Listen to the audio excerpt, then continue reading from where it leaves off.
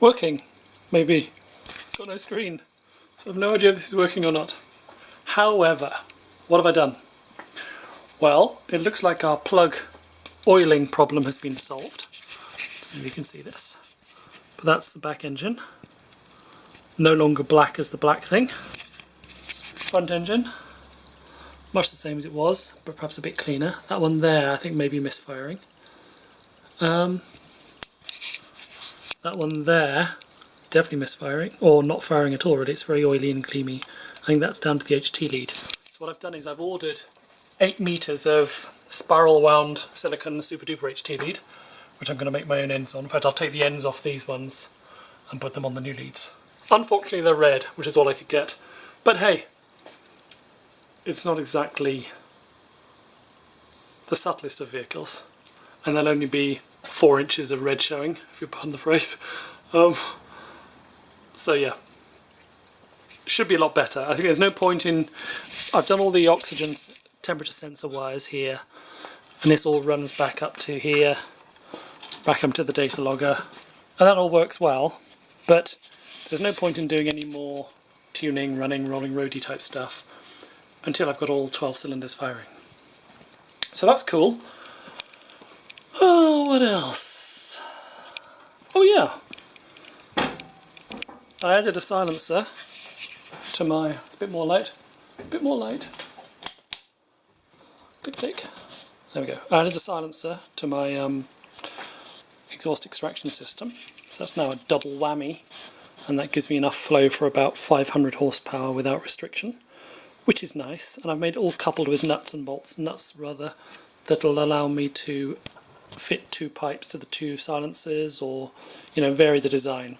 And I've got a bit of flexi in there that allows the car to move back and forwards comfortably. And then I've lashed up a load of flexible doofy. Yeah, what else have I been doing?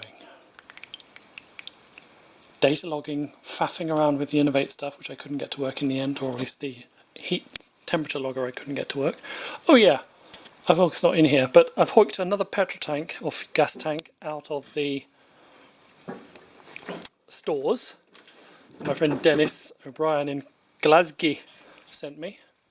And it's going to go in place of that one, because that one is now pretty much empty, as usual. I've emptied it while running it.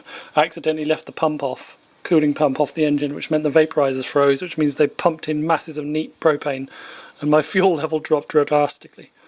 So I've got another tank to go in there. It's a slightly different design, where it's solid here, and the valve is on the outside. And more to the point, it's a 60 litre tank instead of a 47 litre. So this gives me about 37 to 40 litres of usage, whereas that tank will give me 48 to 50, which is a couple of gallons more.